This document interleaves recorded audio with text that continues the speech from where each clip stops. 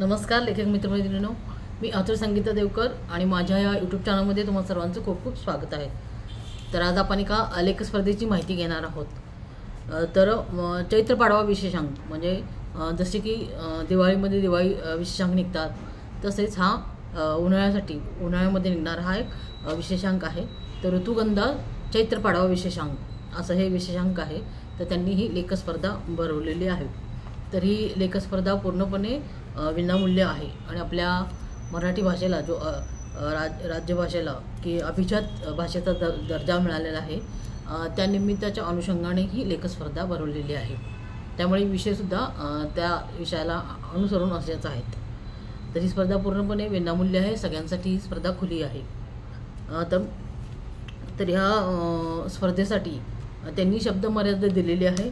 ती आहे 1,500 ते 2,000पर्यंत शब्द त्यांना हवेत. 1,500 ते 2,000 म्हणजे तुम्ही लेख 1,500पर्यंत लिहा आणि जास्तीत जास्त कमीत कमी 1,500 शब्द आणि जास्तीत जास्त 2,000 शब्द त्यांना हवे आहेत लेखसाठी. तर लेख तुम्हाला त्या पद्धतीने लिहायचा आहे. तर या लेख स्पर्धेसाठी विषय कोणते आहेत, तर माझा भाषा अभिमान पहिला विषय आहे. माझा भाषा अभिमान म्हणजे मराठी भाषेबद्दल तुम्हाला वाटणारा अभिमान, याच्यावर तुम्ही लेख लिहायचा आहे.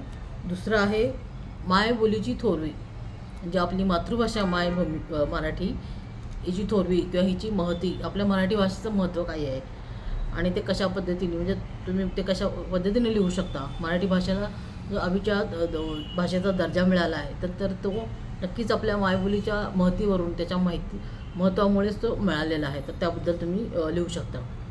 आणि तिसरा विषय आहे मराठी साहित्य आणि मी.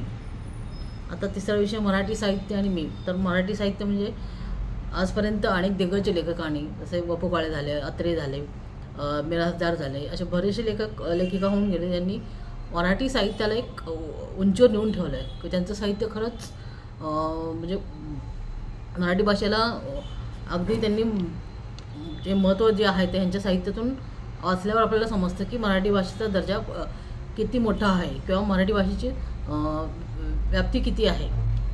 तर यासाठी तुम्ही मराठी साहित्य आणि मी म्हणजे मराठी साहित्य जे वाचून किंवा त्या मराठी साहित्याबद्दल तुम्हाला काय वाटतं, त्या साहित्य वाचून तुम्ही स्वतः लिखाण करू लागला का, किंवा त्या साहित्यामुळे किंवा एखाद्या पुस्तकामुळे किंवा कादंबरीमुळे तुमचं आयुष्य बदललं आहे का, तुम्ही वाचन करता आहात का, लिखाण करता आहात का.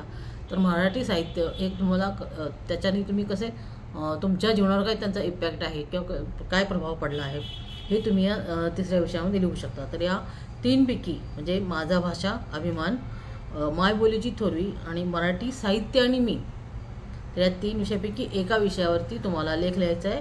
कमीत कमी 1,500 शब्द आणि जास्तीत जास्त 2,000 शब्द. तर हे तिन्ही विषय चांगले आहेत. तर एका विषयावरती तुम्ही हे लिहून त्यांना मेल करायचं आहे. तर मेल ID त्यांनी दिलेला आहे, तुम्ही डिस्क्रिप्शन बॉक्समध्ये देते. आणि जे विजेते ते ठरवतीलच, पण जे बाकीचे इतर लोकांचे लेख जर चांगले असतील, त्यांना आवडले, तर ते त्यांच्या ऋतुगंध या विशेषांकात ते तुमचे लेख ते प्रकाशितसुद्धा करणार आहेत. आणि हा उन्हाळी विशेषांक आहे, त्यामुळे तो मे महिन्यापर्यंत वगैरे प्रकाशित होईल. तर लेख पाठवायची अंतिम तारीख आहे 10 फेब्रुवारी 2025 म्हणजे 10 तारखेच्या आत तुम्हाला त्यांनी दिलेल्या मेल IDवरती लेख लिहून पाठवायचा आहे. तुम्हाला लेख लिहिण्यामध्ये याच्याबद्दल काही अडचणी किंवा शंका असतील तर तुम्ही मला कमेंट बॉक्समध्ये नक्कीच सांगा. मी फेसबुकवर रायटर म्हणजे लेखिका मित्रमैत्रिणींचा एक ग्रुप चालवते, माझ्यातली मी नावाचा. तर या ग्रुपमध्ये बरेचसे टास्क घेतले जातात, स्पर्धा घेतल्या जातात, ऑनलाईन स्पर्धा असतात, तसेच आपण लेखन कार्यशाळासुद्धा घेत असतो. तर या महिन्यातच फेब्रुवारी महिन्याच्या शेवटच्या आठवड्यामध्ये आपली लेखन कार्यशाळा असणार आहे. आजपर्यंत अनेक लेखिकांनी या लेखन कार्यशाळेचा फायदा करून घेतला. या लेखन कार्यशाळेमध्ये साहित्याचे सगळे प्रकार म्हणजे जसं की चारोळी आल्यापासून दीर्घकथा, लघुकथा, लेख कसे लिहावेत किंवा अगदी नियमानुसार कसं लिहावं, सर्वोत्कृष्ट लेखन कसं करावं आणि उत्कृष्ट लेखिक कसं बनावं, याची सगळी माहिती आपण या वर्कशॉपमध्ये देत असतो. तसेच दीर्घकथा, लघुकथा कशी लिहायची किंवा कथा आणि दीर्घकथा कशी लिहायची. दीर्घकथा आता जसं हा लेखाची शब्द मर्यादा आहे की 1,500 ते 2,000, तसंच कथेलासुद्धा शब्द मर्यादा काही काठिकाणी दिलेली असते स्पर्धेसाठी.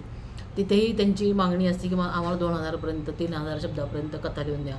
तर अशा वेळेस कथा ही सुरुवात कशी करायची, कथा निवडायची कशी आणि ते शब्दसंख्या वाढवत न्यायची कशी, फुलवायची कशी, ह्या सगळं ह्या कथा या लेखन वर्कशॉपमध्ये आपण शिकवत असतो. म्हणजेच दीर्घकथा कशी लिहायची, ती पात्र कशी ठरवायची, प्रसंग कसे निवडायचे, याचं सगळं उदाहरणासहित आपण या लेखन कार्यशाळेमध्ये त्याचा अभ्यास घेत असतो. आणि त्याचबरोबर तुम्ही जे लिखाण करताय, म्हणजे अगदी छोट्यातलं जरी लिखाण तुम्ही करत असाल, कविता लिहित असाल, 4 ओळी अलग लिहित असाल, थोडंफार जे काही तुम्हाला लिहिण्याची आवड आहे, तर त्या आवडीतून तुमच्या लिखाणातून तुम्हाला थोडी तरी स्वकमाई कशी करता येईल, तुमचं स्वतःचं पुस्तक तुम्हाला कसं प्रकाशित करता येईल, तेही अगदी विनामूल्य, म्हणजे 1 रुपया खर्च न करता देखील तुम्हाला तुमचं स्वतःचं पुस्तक ऑनलाईन म्हणजेच ईबुक तुम्हाला प्रकाशित करता येतं. तर ह्या सगळ्याची माहिती म्हणजे स्वलिखाण, आपल्या लिखाणातून स्वकमाई आणि आपलं स्वतःचं स्वतः पुस्तक प्रकाशन, या सगळ्या गोष्टी आपण या लेखन कार्यशाळेमध्ये घेत असतो. तर या शेवटच्या आठवड्यामध्ये या लेखन कार्यशाळेची माहिती मी सांगेलच तुम्हाला, त्याचाही व्हिडिओ टाकेन. आणि तुम्हाला माझ्यातले मी या ग्रुपमध्ये, फेसबुक ग्रुपमध्ये जॉईन व्हायचं असेल तर त्याचीसुद्धा लिंक मी नक्कीच डिस्क्रिप्शन बॉक्समध्ये देते. तर भेटूया पुन्हा अशा माहितीपूर्ण व्हिडिओसहित. तोपर्यंत आपल्या चॅनलला सबस्क्राईब करा, म्हणजे तुम्हाला पटकन त्या विषयाची माहिती समजत जाईल. आणि व्हिडिओ जास्तीत जास्त शेअर करा आणि लाईक करा. धन्यवाद.